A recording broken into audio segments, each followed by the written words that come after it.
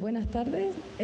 Para quien no me conozca, soy Terelo, soy profesora de diseño gráfico en la Escuela de Arte San Telmo y bueno, aparte también me gusta investigar sobre diseño gráfico japonés.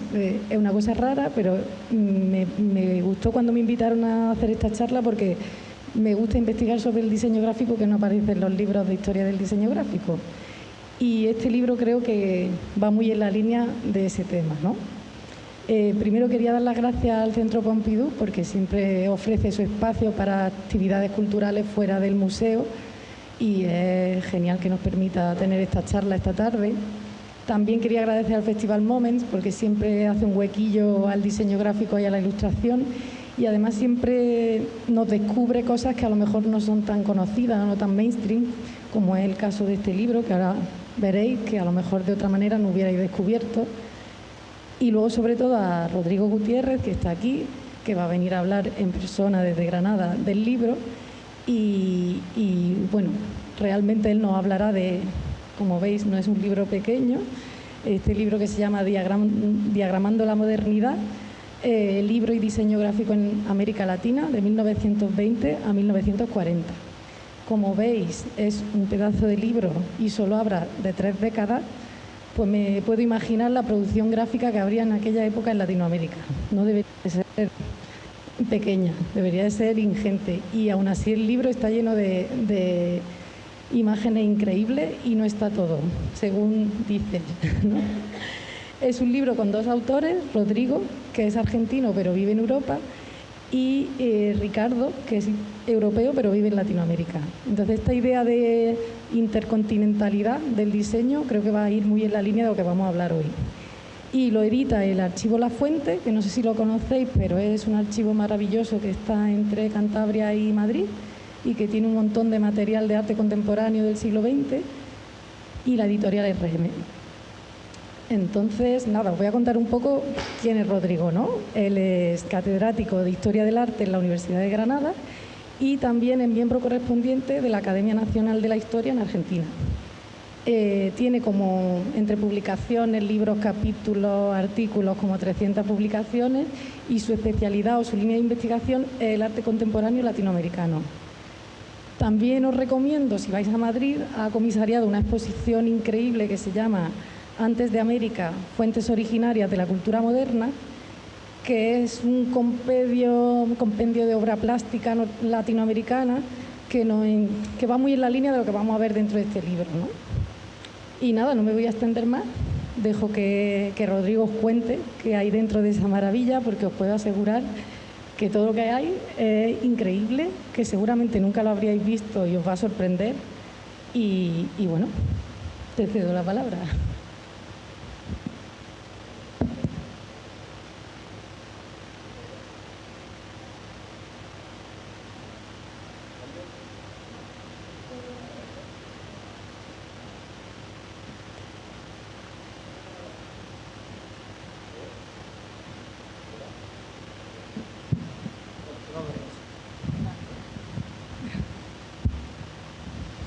Bueno, muy buenas tardes. Primero de todo agradecer muchísimo al Moment Festival la invitación, a Terelo por acompañarme en la presentación y al Pompidou por recibirnos para este acto. Quiero brevemente contarles un poco algunas cosas acerca del libro, tanto del proceso de por qué surge este libro, como luego mostrarles algunas partes para que vean estructura y contenido fundamentalmente. Este es un proceso que está vinculado a no solamente una cuestión de investigación, sino también de coleccionismo, porque buena parte diría el 85% de lo que hay en el libro pertenece a 3 colecciones: la del archivo La Fuente, que comentaba Terelo, la colección de Ricardo Boglione y la mía, que somos, digamos, los 2 autores. Entonces hay una cuestión que empezó en el caso de Ricardo, trabajando sobre todo en Uruguay, él vive en Montevideo, en mi caso Argentina, y en todo ese proceso de trabajo, de visitas a mercadillos, a librerías de viejo y demás, íbamos también además de comprar lo que nos interesaba de nuestros países de investigación, también otras cosas latinoamericanas, y en un momento determinado vimos que había la posibilidad de hacer, digamos, un trabajo de carácter continental. En el caso de Ricardo, en el año 2013, él hizo esa exposición que ven a la izquierda sobre tipografía de vanguardia en Uruguay, y yo publiqué en el año 14 uno sobre libros argentinos, que también tiene un montón, tiene como 2.700 reproducciones de tapas de libros, revistas, partituras, todo tipo de impresos. Y cuando hicimos una presentación de mi libro en Montevideo a finales del 2014, que Ricardo me acompañó en la mesa, ahí fue que dijimos, oye, vamos a tirar para adelante, vamos a intentar, yo voy a hablar con José María Lafuente, del Archivo Lafuente, que sé que está coleccionando este tipo de cosas y que siempre le interesa proyectos que estén vinculados a sus colecciones, y a ver qué nos dice. Entonces yo le escribí y en 15 minutos me dijo, adelante, vamos y tal. Claro, esto estamos hablando del año 15 y sale el libro en el año 23, es decir, fue un proceso de 8 años, medio pandemia, etcétera, pero también, bueno, traducir al inglés, porque el libro aparece, hay esta edición en castellano, pero hay también en inglés, y entonces, pues, eso es un poco el proceso. ¿Qué cuestiones nos parecían importantes en este trabajo? Sobre todo, repasar la historiografía sobre este tema en los distintos países, que era bastante desigual, es decir, países como Brasil, como México, como el propio Uruguay, el caso mío de Argentina, algo de Chile, que existían algunos trabajos previos parciales, pero de otros países prácticamente nada. Y entonces el planteamiento era justamente hacer de cada uno de esos países una especie de historia atípica del arte, ¿sí? Una historia del arte, pero no la de la pintura y la escultura y demás, y donde todos este tipo de producciones aparecían como secundarias, si es que aparecían, ¿sí? Porque generalmente no aparecían, y digamos, ponerlas absolutamente en el centro, es decir, hacer una historia del arte argentino a partir de sus libros y a partir de eso ir metiendo algo de pintura, escultura, es decir, cambiar un poco ese tipo de perspectiva. También aplicar una idea, lógicamente, de vanguardia, pero con una vanguardia con un reloj local, es decir, generalmente las vanguardias parece que internacionalmente era ver qué hacía Europa y todo el resto, digamos, todas las periferias, Asia, África, Oceanía, América y demás, todo lo que hubiera parecía como una cosa secundaria, subalterna, remedo menor de lo que se hacía en los grandes centros europeos. Y, lógicamente, esa mirada, que no es cierta, que lógicamente sí hay influencias, y vienen cosas que van de Europa, pasan al otro lado del Atlántico, generalmente de artistas que venían acá desde, sobre todo a París, bueno, también a Madrid, a Roma, a varios centros europeos, que luego asimilaban aquí algunas formas de vanguardia, que luego las aplicaban allí, pero en realidad la idea era verlo desde el punto de vista de cada uno de los países, no como un reflejo de algo que pasaba en otro lado. Bueno, en esta investigación aparecieron sorpresas increíbles, muchísimos nombres de las vanguardias latinoamericanas que jamás habían sido citados en ningún tipo de libros ni en los grandes estudios de la vanguardia de sus países y demás, es decir, un tipo de producción, como digo, fuera de los cánones.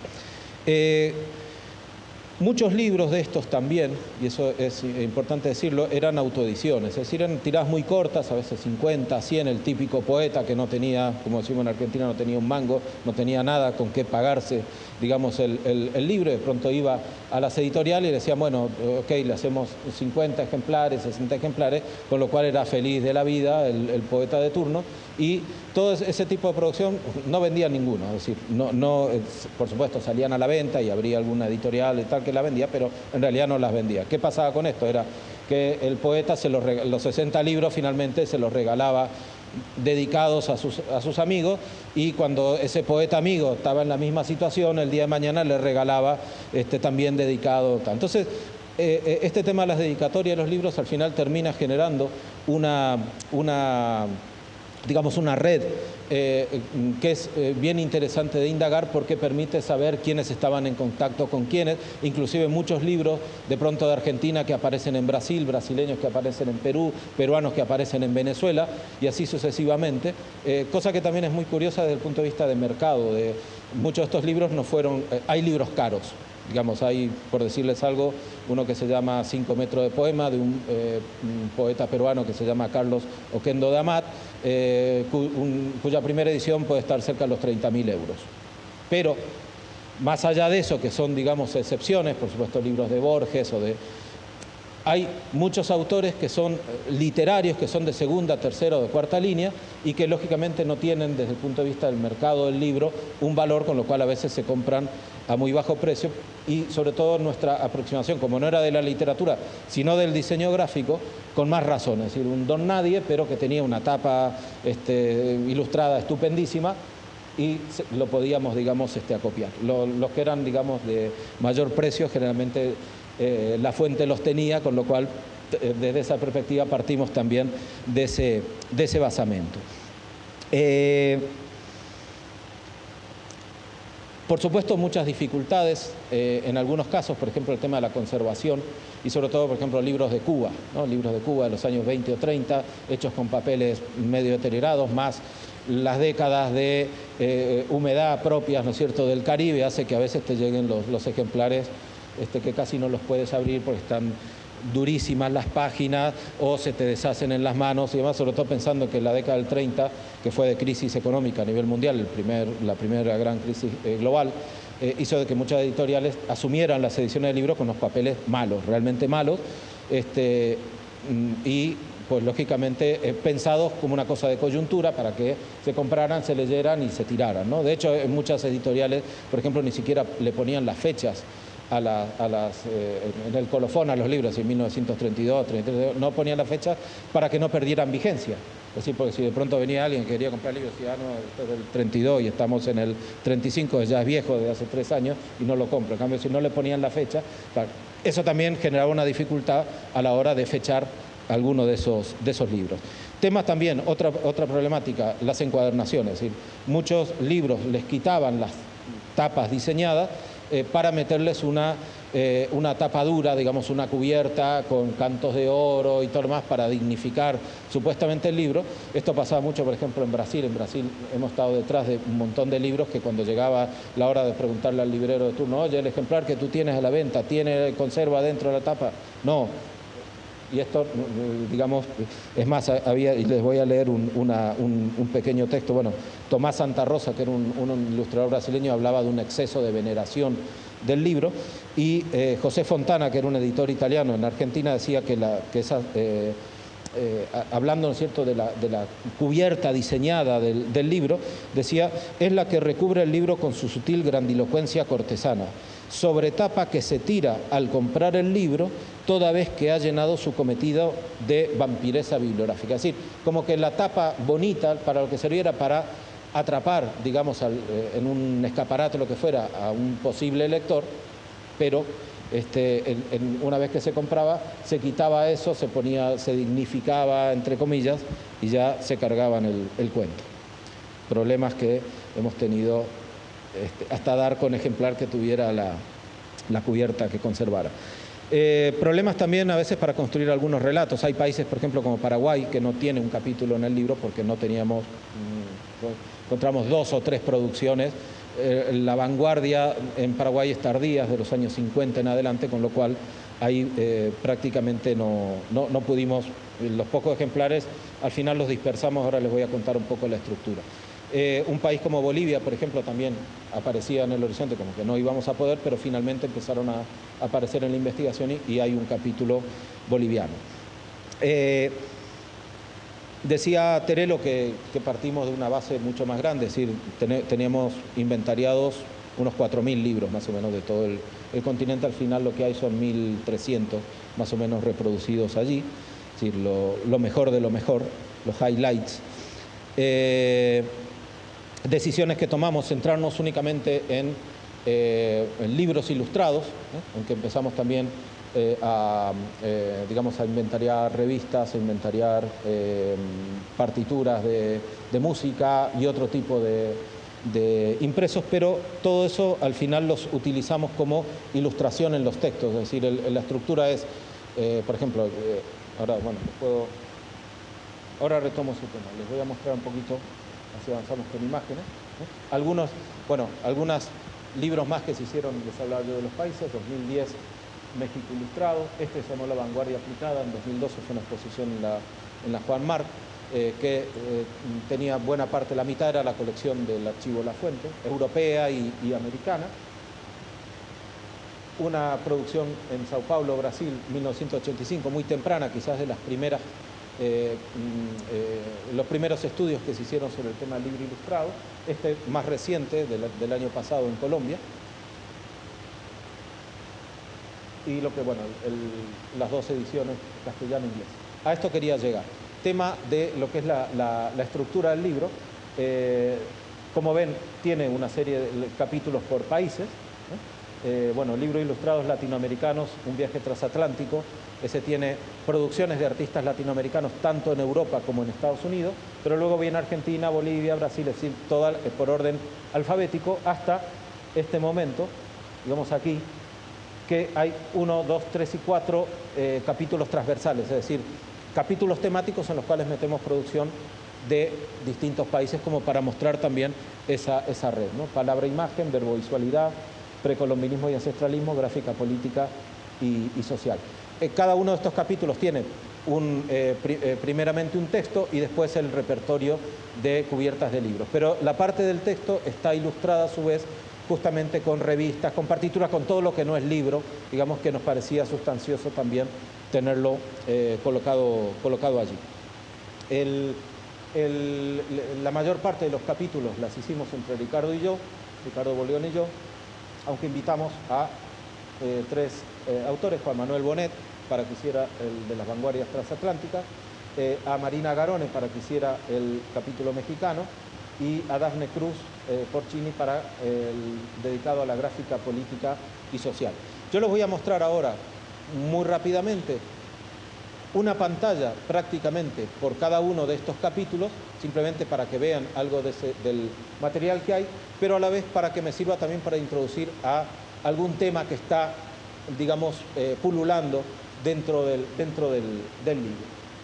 Partiendo de, por ejemplo, de Vanguardias Atlánticas, uno de los temas que aparece no solamente en este capítulo, sino digo a lo largo del libro, es poetas como ilustradores, es decir, el entender, y esto siempre digo, muchas veces cuando hacemos estudio de vanguardia tomando en cuenta la pintura, la escultura, la arquitectura, las llamadas grandes bellas artes, como que nos olvidamos de todo el resto. Y el artista de vanguardia no actuaba de esa manera.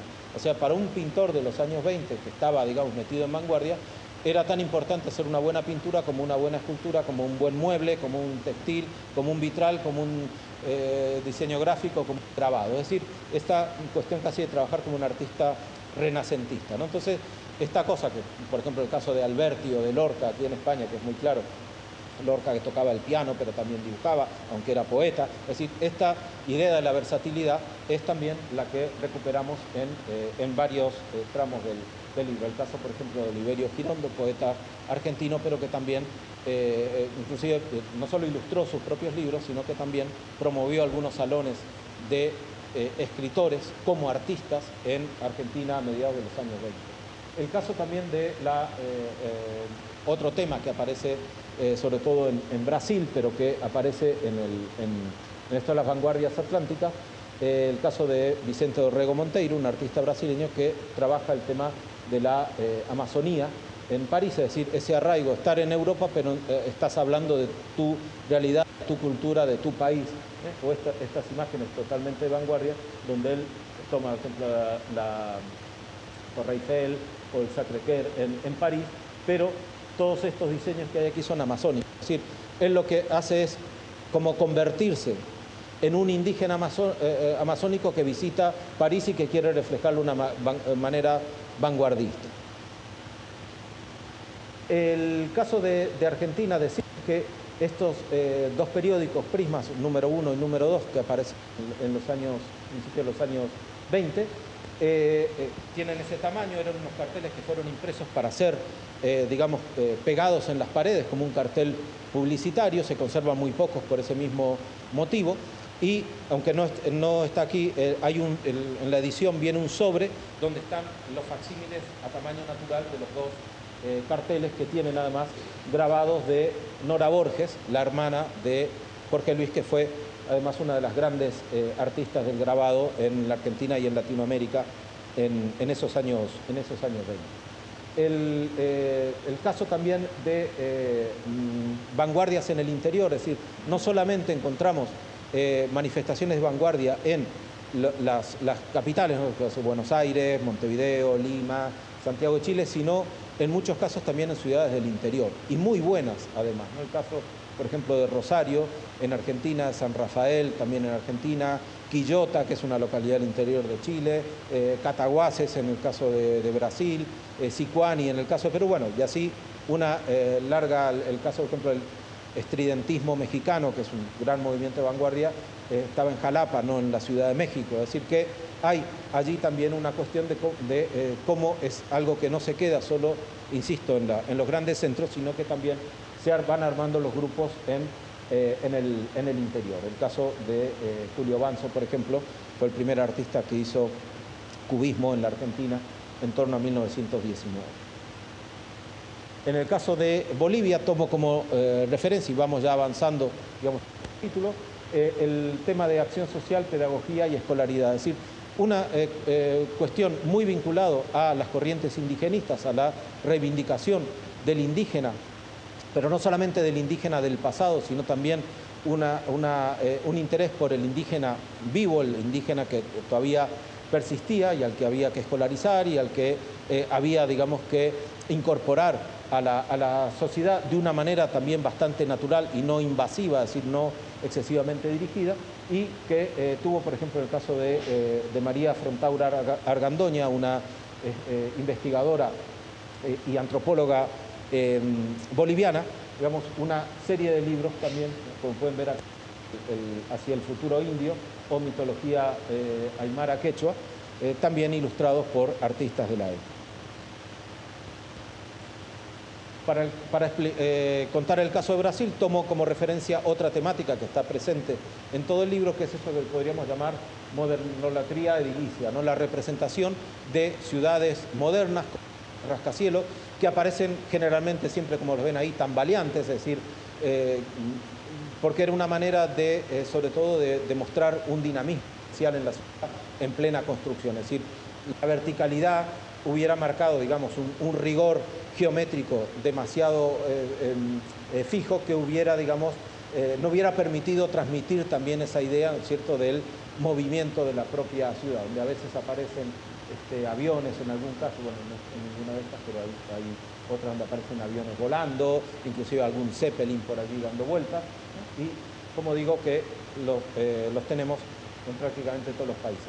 Otro tema del cual universalizar perfectamente el tema de la silografía aplicada al libro. Tomo como referencia a Mas Jiménez, en Centroamérica, un artista costarricense, pero este es un capítulo que perfectamente podría haber sido un punto transversal, haber hecho un capítulo sobre la libro, porque les hablé un rato de Nora Borges, pero Carlos Hermosilla en Chile, Federico Lano en Montevideo, en México, Díaz de León, bueno, muchísimos nombres que perfectamente podrían marcar también una senda de esa manera. Una cuestión también que aparece mucho, producciones, o sea, les hablaba de artistas desconocidos, pero en otros casos de artistas muy conocidos, pero con producciones absolutamente desconocidas, como este de Roberto Mata, uno de los grandes artistas del surrealismo a nivel internacional, que se va muy temprano, el año 36-37, a París, ya se queda a vivir en Europa, un referente, por supuesto, del grupo André Breton y demás, pero que encontramos un libro ya en clave surrealista, publicado en Chile en el año 35, antes de irse a Europa. Una cosa absolutamente asombrosa, los especialistas de Mata ni sabían de la existencia y lo pudimos adquirir e incorporar con sus 6 ilustraciones al libro. Bueno, muchos nombres también, estos que les decía, de artistas conocidos, Pepe Mejía o Trujillo Magnerat, en el caso de Colombia, siempre con lenguaje de vanguardia. En el caso de Pepe Mejía era un artista a principios de los años 20 caricaturista, fíjense la simpleza, la síntesis absoluta, es decir, también marcando esa idea de que la caricatura es un anticipo verdadero de vanguardia desde el punto de vista, ¿cierto?, de la síntesis de la línea. En el caso de Cuba, tomo como referencia un español, que es García Maroto, creador de la Sociedad de Artistas Ibéricos, mediados de los años 20, pero que va a estar trabajando en México, que va a estar trabajando en Cuba, con grabados, con proyectos pedagógicos muy similares a los de La Barraca, por ejemplo, de acá del principio de los años 30, y que también tiene esta producción de 20 grabados en madera cubanos de absoluta visión vanguardista. En ciudades del interior, el caso de Guayaquil en Ecuador también fue un descubrimiento para los especialistas ecuatorianos cuando apareció el capítulo ecuatoriano y ver todas esas producciones. Esto en buena medida era la forma de trabajar, ¿no? Es decir, un poco cómo se hace la investigación, además de hablar de mercadillos, hablar de librería de viejos, por supuesto libreros.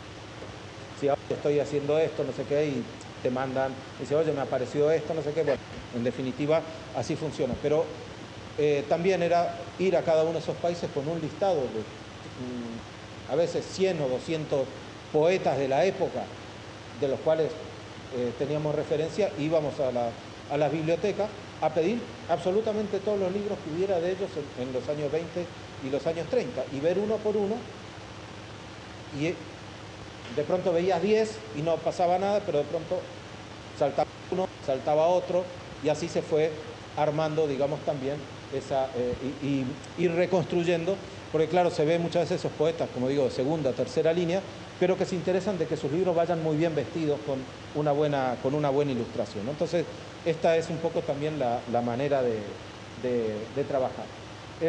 Algunos libros hechos a mano, como estos que son del año 33, Doctor Atul, que es uno de los vanguardistas mexicanos vinculados también al muralismo, cuando hace estos dos tomos de las artes populares de México, cada una de las cubiertas se hace con una plantilla, con pochoa, una por una, con distintos diseños, y le aparecen de pronto 2 o 3 variantes, o cambian el mismo motivo, pero cambiando los colores. O acá también, como pueden ver estos dos que publica, estos son del año 33, los del paisaje, que hay 6 o 7 variables de la misma cubierta. En el caso de Julio Esquerre, Perú, un libro rarísimo, un libro de tamaño trapezoidal, es así como lo ven allí, además publicado en una ciudad del interior, en Cajamarca, y es muy curioso porque Julio Esquerre firmaba como Esquerrilov, como si fuera un artista ruso, y había otro que casi nadie había mencionado y que está en el libro, que es Ernesto Bonilla del Valle, que firmaba Bonillov del Valleski, ¿no? Como para aparentar como que era un ruso que estaba allí. Entonces tenemos el caso de estos dos artistas. En el caso de Uruguay, el capítulo, uno de los tantos que hizo Ricardo, además era su tema de investigación, sobre todo muy importante, una vanguardia de los años 20 importantísima, pero a partir del año 34 la llegada de Joaquín Torres García, que viene desde Europa, ¿cierto? Formado primero en el Nucentino catalán, luego en París, luego va a Nueva York, vuelve a París, pasa por España en el año 34, va creando en todas estas etapas grupos constructivismo, y cuando regresa a Montevideo en el año 34 arma lo que se llama el Taller Torres García, del cual pasaron 40, 50 artistas a lo largo del tiempo, y lo sobrevivió a su muerte, ¿no? Que son todas este tipo de cubiertas donde mezcla la parte constructiva geométrica con la inserción tanto de signos precolombinos como también signos contemporáneos como anclas, barcos, relojes y otros elementos.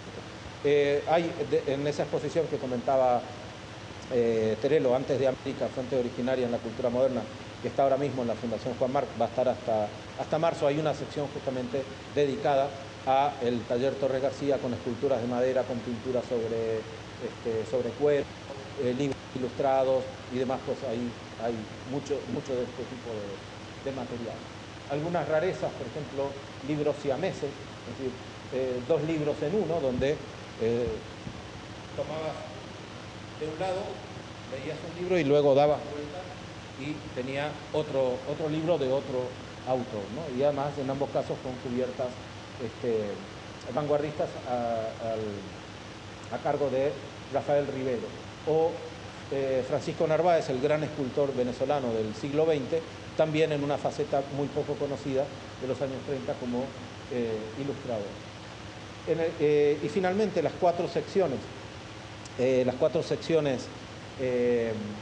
transversales, estas que mezclamos producciones de distintos países, palabra-imagen, tomando mucho de caligrafía, es decir, hay tipografía, pero también caligrafía, es decir, letra diseñada a mano, la idea casi del proto-poesía visual de los años 60, aunque podríamos retrotraernos a siglos anteriores, donde hay propuestas, juegos tipográficos bastante singulares, y algunas, por ejemplo, cubiertas donde señalamos la importancia del número, ¿no? como un elemento que está metido allí en el medio. Verbovisualidad, esto más vinculado todavía a la poesía visual, es decir, armar a partir del poema ilustraciones, con libros como La visión de un andariego, que es del hermano de Rafael Barradas, uno de los grandes vanguardistas, se llama Antonio de Ignacios, el autor del libro, o que es muy curioso, que es Washington, de José de la Cuadra, un poeta vanguardista ecuatoriano, que todo el libro son prosas, pero con diseños. Hay la ciudad abandonada y hay una especie de arco de triunfo, hay otro un poema sobre Lenin, por ejemplo, y está la cabeza de Lenin hecha con letras, lógicamente, a través del poema. Precolombinismo y ancestralismos, muchos de estos libros que están en ese capítulo están ahora mismo expuestos en la exposición de Madrid, porque es justamente ese tema. Es una vanguardia muy propia, una vanguardia absolutamente americana, es decir, el deseo de tener un clásico propio a partir de la reinterpretación de lo precolombino, donde destacan no solamente todo el imaginario, ¿no es cierto?, de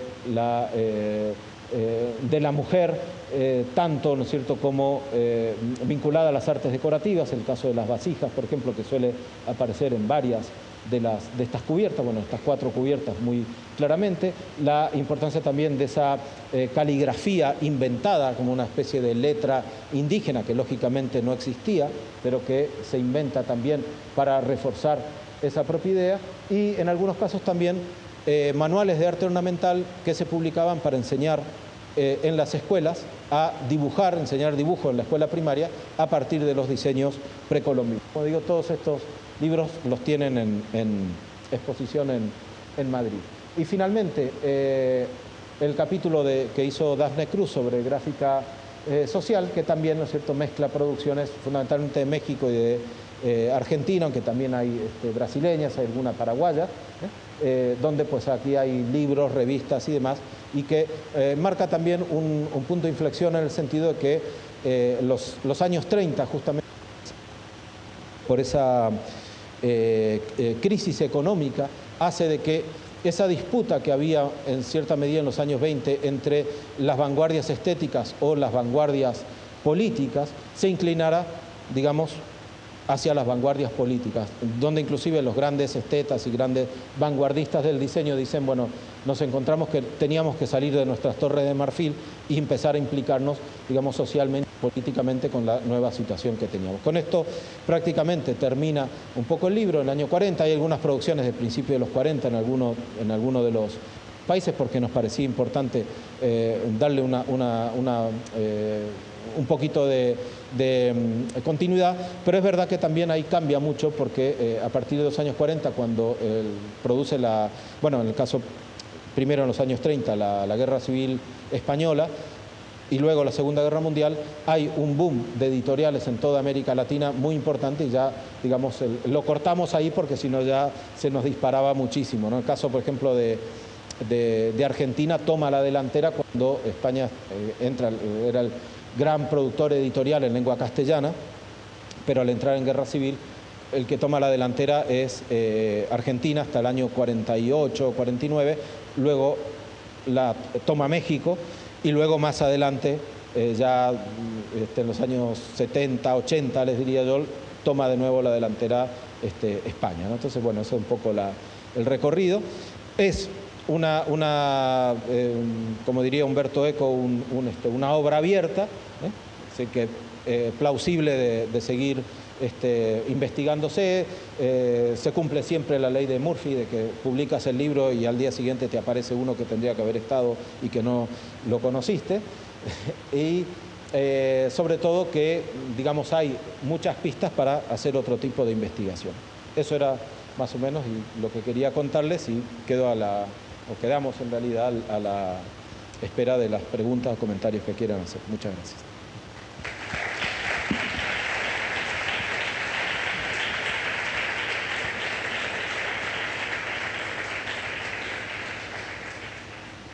Vale, veo que los años que habéis estado haciendo dan para mucho.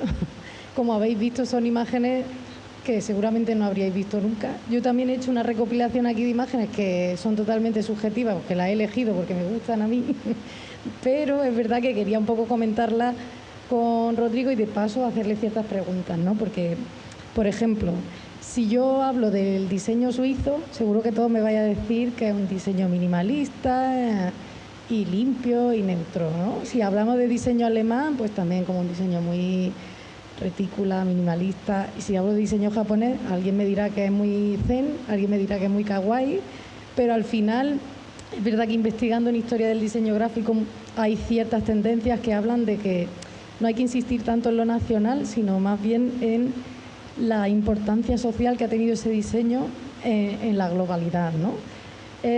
Hay muchas tendencias ahora mismo que hablan de descolonizar el diseño y la historia del diseño, porque realmente la historia del diseño también está colonizada.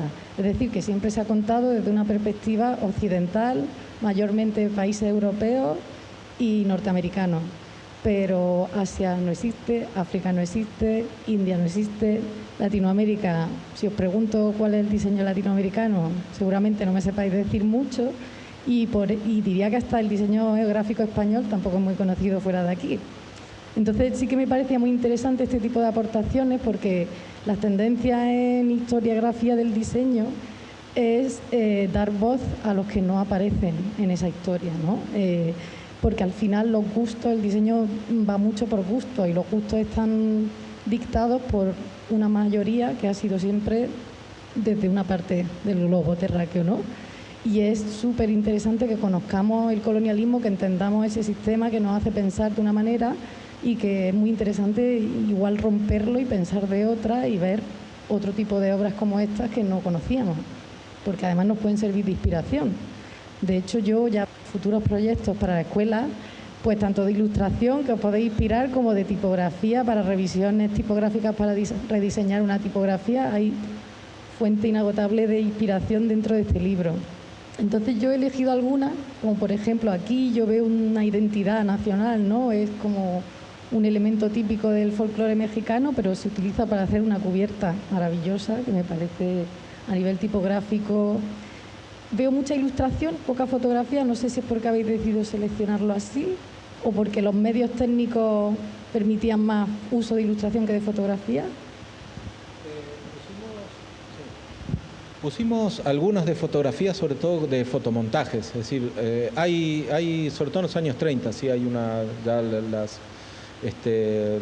conocimiento de la obra de Herfield y demás, de otra gente, pues hace de que haya algunas praxis en ese sentido, inclusive de carácter neopopular, pero por lo general ahí fuimos un poco selectos, es decir, pusimos lo que nos parecía, digamos, como más relevante, y trabajamos más sobre el tema del dibujo. Pero sí, es otro posible tema de investigación, de decir, bueno, de hecho ahora están terminando un libro sobre fotografía de vanguardia latinoamericana, Juan Manuel Bonet y Alexis Fabri, que es un francés, coleccionista también.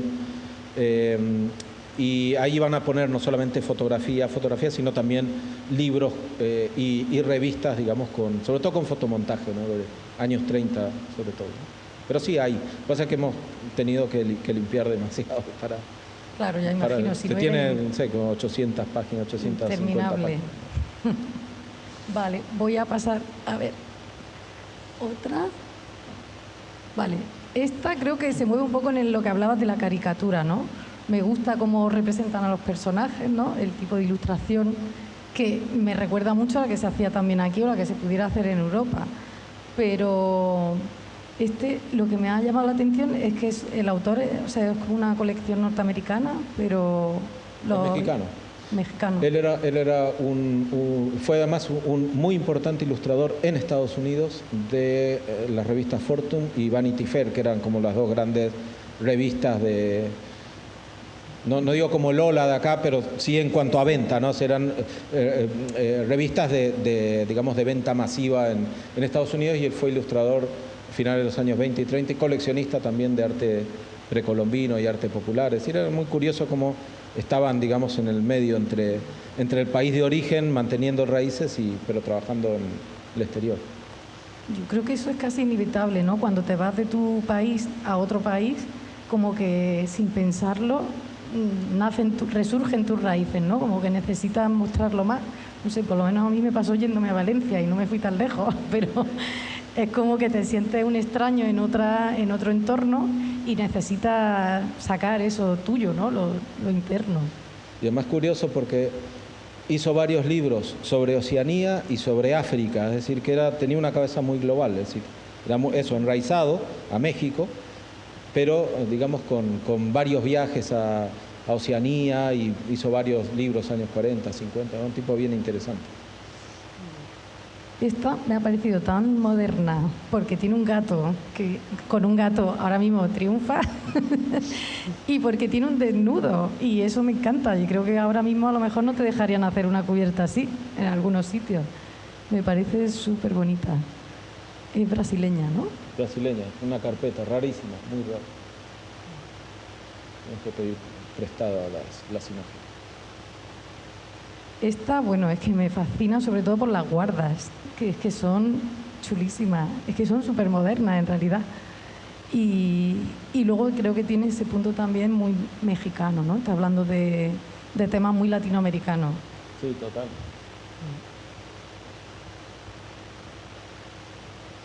Esta, bueno, ilustración infantil, que me gusta también. Y bueno, me ha parecido muy curioso esto, porque es un libro de Gómez de la Serna, pero el ilustrador entiendo que es... Rafael Barrada. Latinoamericano, ¿no? Uruguayo. Uruguayo. Sí. Y luego... en Madrid en el 24. El de aquí me recuerda mucho a los libros que se publicaban en el blanco y negro de gente menuda, que había algunos autores e ilustradores, y aquí me ha gustado que el director del libro es el que ha realizado la cubierta. Y me encanta porque tiene el punto de la ilustración, de la tipografía y luego la caligrafía orgánica redonda, que es súper divertida, me parece muy, muy dinámica. Este es el mismo autor del libro Siamés, ese que les mostré al hablar de Venezuela. Eso es lo bonito de la vanguardia, ¿no? Que jugaban a experimentar, a jugar, ¿no? Y bueno, ya pasamos a la parte tipográfica, que también me parece súper interesante.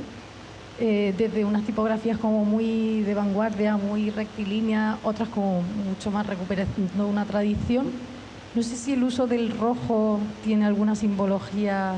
El rojo y el negro eran los colores más usados para no sé si era por una cuestión de simbología. Sí es verdad que mucho de la vanguardia europea también está hecho con esos dos colores, sobre todo la vanguardia rusa. Pero no sé si obedecía a una actitud estética solamente, o también una cuestión desde el punto de vista técnico que facilitaban el negro, que era el color habitual, más agregarle el rojo. Pero mejor a las tintas baratas, no lo sé. Claro, por eso digo, alguna cuestión de eso.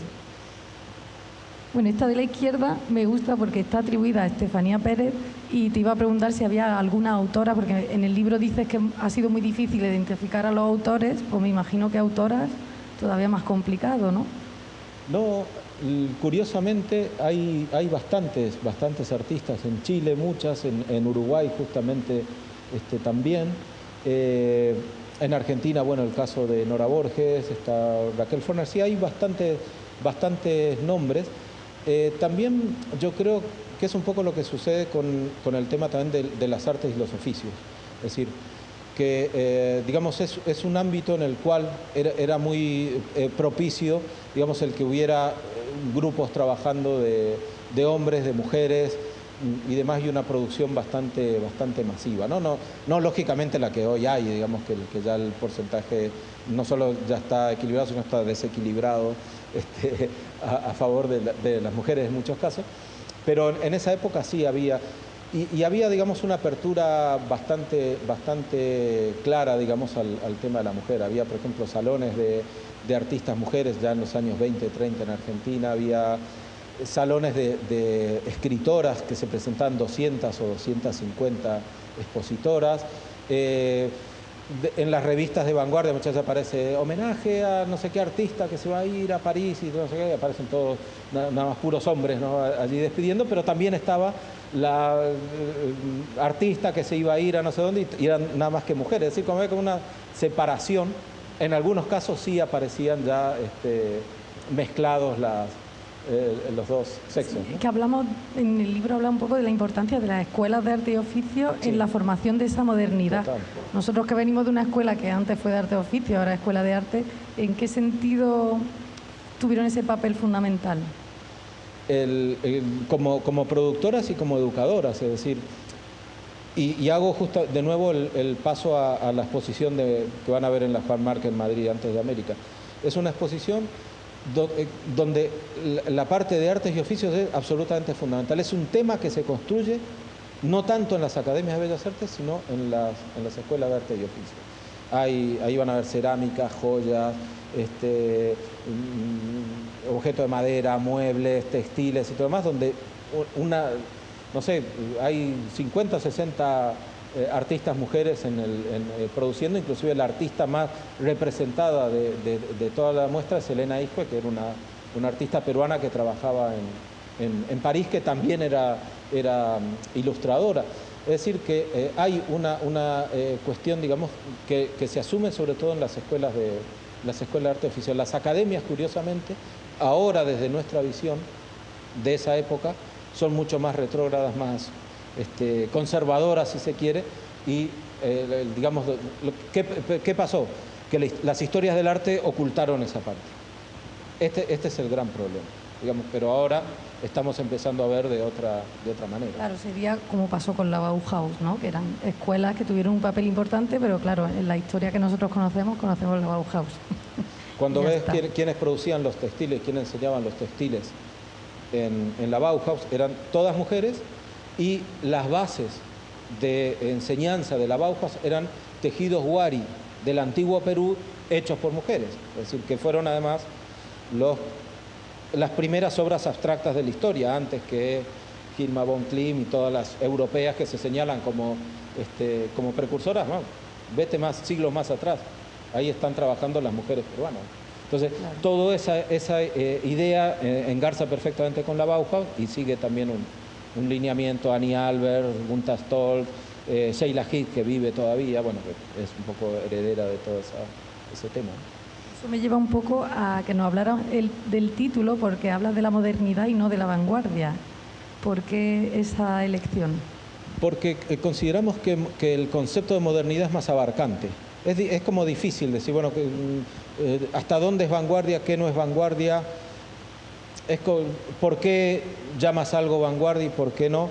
Modernidad es un concepto, como digo, más abarcante, en el cual entra la vanguardia. Eso es desde nuestra óptica, ¿no? O sea, generalmente cuando se habla de la modernidad, se habla desde los años 10, 20 hasta los años 70 prácticamente, o un poquito más allá, y después, bueno, se habla de la posmodernidad, que es un esquema también muy occidental, muy eurocentrista, pero que en Latinoamérica tenemos todavía el tema de la modernidad, ¿no? O sea, cuando recién estábamos empezando a ser modernos, desde Europa nos querían obligar ya a ser posmodernos porque era lo que tocaba, ¿no? Entonces, esas son las cosas como que queremos un poco romper, ¿no? Entonces, vanguardia es difícil precisar, porque esto es vanguardia, no es vanguardia, es modernidad, pero no sé si es vanguardia.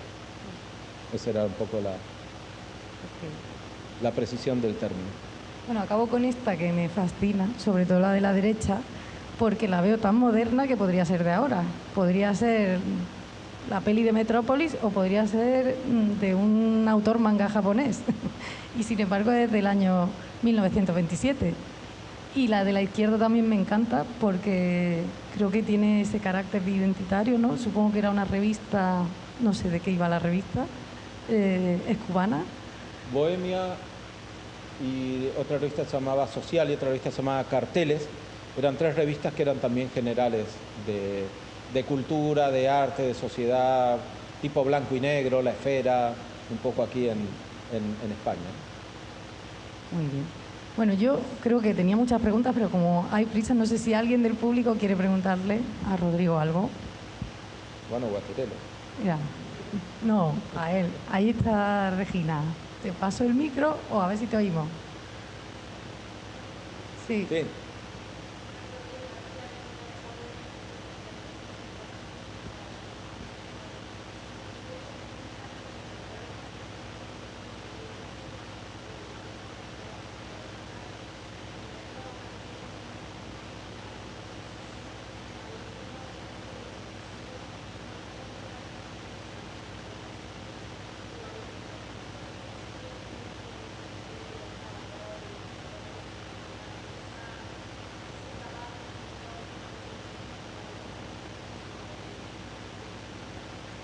Sí, no es algo que hayamos estudiado por la obvia razón de que es, digamos, posterior, pero sí puedo decirte que lógicamente, y el grabado, sobre todo mexicano, va a influir muchísimo a nivel internacional, y sobre todo un emprendimiento que se llamó el Taller de Gráfica Popular, que se crea en México en 1937 con Leopoldo Méndez y otros grabadores que tienen una producción enorme de libros, revistas, carteles y demás que, digamos, muy conocida en México, pero que también influyó en Estados Unidos. Lógicamente también llegó a Europa. Pienso que en Estampa Popular hay algunas líneas que se toman justamente de esa cartelería, pero sería un tema a indagar y a poner en contacto, ¿no? Gracias. ¿Alguien más se anima? Anthony, tú. Venga, que tenemos dos. Primero al fondo.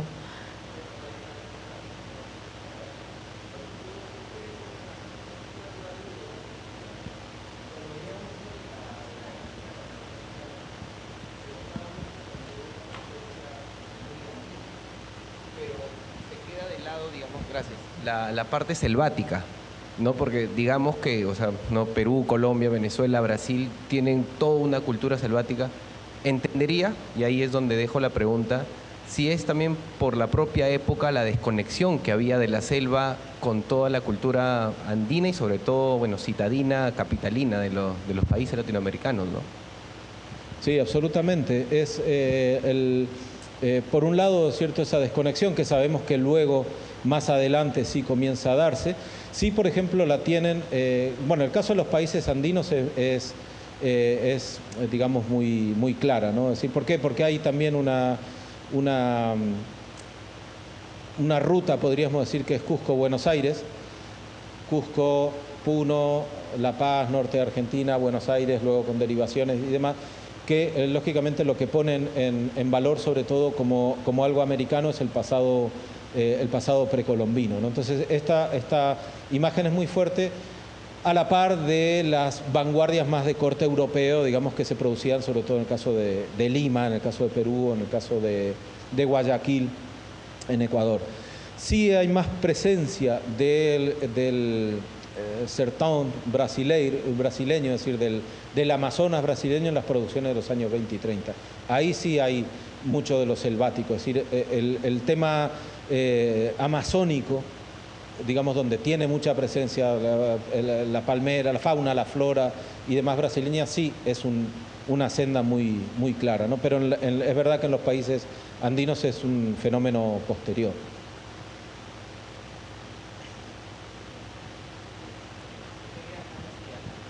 La investigación. Quería saber si durante la investigación surgió la idea o se vio si se habían constituido como escuela o como identidad, o sea, como si habían tenido algún tipo de autoidentificación como grupo identitario, las diferentes vanguardias, las diferentes grupos de artistas.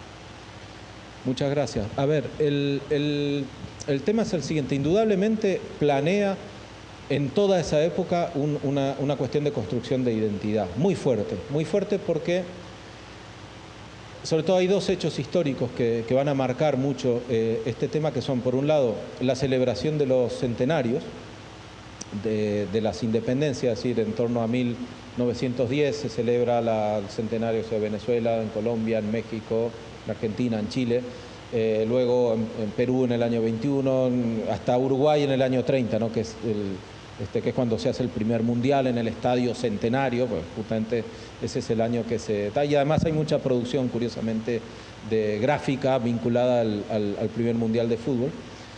Y un segundo hecho es la Primera Guerra Mundial. ¿Por qué? Porque la Primera Guerra Mundial es la que el modelo cultural europeo se pone en tela de juicio. Es decir, hasta este momento Europa era la meca, era donde había que mirar, era donde había que, digamos, atrapar sus estéticas, sus ideas y demás. Y claro, impacta mucho ese hecho de que como Europa cae en algo tan bajo como una guerra, ¿no? Entonces, ahí también, y se suma otra cosa, es decir, por ejemplo, los premiados en las academias de Bellas Artes, que generalmente el premio era ir a Roma, ir a París y todo más, ya no pueden venir por la guerra, pero tienen el dinero y deciden irse a Perú, a Bolivia, es decir, empezar a conocer el continente. Entonces, hay, además, ya desde José Martí, desde José Enrique Rodó, Ricardo Rojas, es decir, hay muchos pensadores, Vasconcelos luego, que están, digamos, cimentando una idea de un americanismo, una identidad americana que, en definitiva, envuelve a todos ellos, y todos ellos están practicando ese tema. Ahora bien, desde el punto de vista de lo grupal, que era también tu pregunta, en algunos casos sí funciona, digamos, como grupos que a veces son, un poco hoy comentaba al hilo de las dedicatorias, ¿no? Que uno intenta como armar redes, y yo empecé, digamos, bueno, este está conectado con este con este, con este, pero al final son tantas las conexiones que tu hoja se convierte en una gran mancha negra, porque todos están como conectados con todo, porque uno está en un grupo durante 3 meses, pero a los 3 meses se va a otro grupo, dura un mes y se va al otro y al otro, entonces están todos como circulando.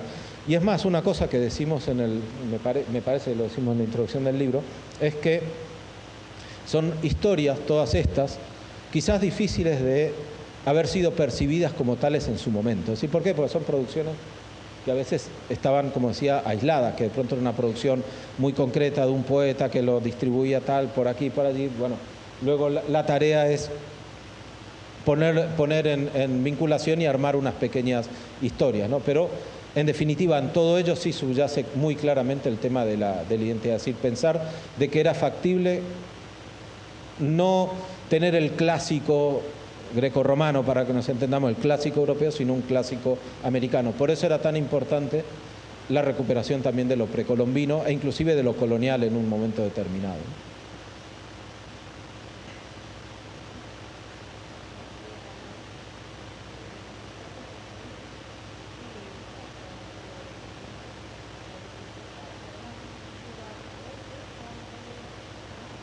Eso está en la idea, pero todavía va lento. Sí. Yo creo que van a esperar como a que avance mucho la venta y todo eso, y digamos después ya como liberarlo, como dicen. Gracias.